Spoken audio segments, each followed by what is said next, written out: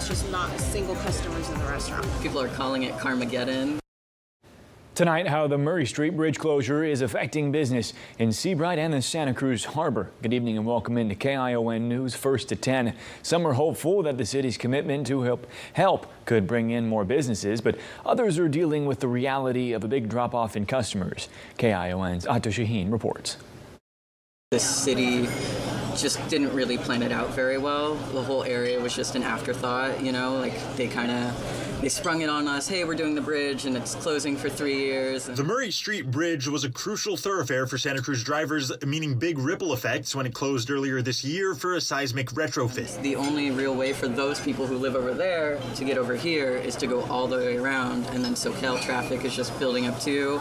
People are calling it Carmageddon. It's like this whole big deal here in Santa Cruz. Zylen Cornett is the front of house manager at La Posta in Seabright. And then once the bridge closed, it was really like, wow, we are not picking up. We're not getting any spring break rush. We're not getting any of the boardwalk rush when they're open on the weekends. Like, it just was completely down. La Posta owner Patrice Boyle started a petition last month to open the rail bridge that runs alongside the closure for bikes and pedestrians. Just so people are able to get across the harbor, because the whole other side has been really cut off too. And this week, Santa Cruz promised to look into that, along with putting up more signage urging people to continue to shop and eat local. The walking path would help, but at the same time, it doesn't really take away from the car traffic where people are avoiding the drive. At Cafe El Palomar on the harbor side, manager Vanessa Cortez wants more support. I think the water taxi should have came earlier, and I think they need to promote that more,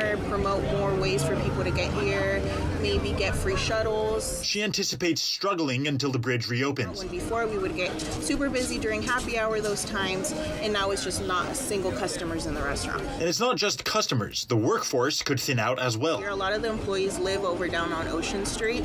A lot of them have even talked about finding a job on that side of town because it takes them, say, an hour sometimes to get here when there's a lot of traffic. La Posta has led the effort to get the city more involved with the petition and speaking directly to the city council. And Cornett said things seem to be moving in the right direction. Since word has gotten out about things happening in this area, Seabright has been busier. We have seen more people coming in, which is wonderful, and it's just such a big difference from just a few weeks ago. At least one business in Seabright has announced plans to close, citing the construction. And while it's a topic of conversation at nearly every restaurant there, Cornett remains hopeful. Yeah, there's been a lot of talk within the businesses in this area that some could close because of this, but as long as the city kind of turns it around and really shows their support for us, I think everyone will be okay. KION's Ato Shaheen joins us now live. Ato?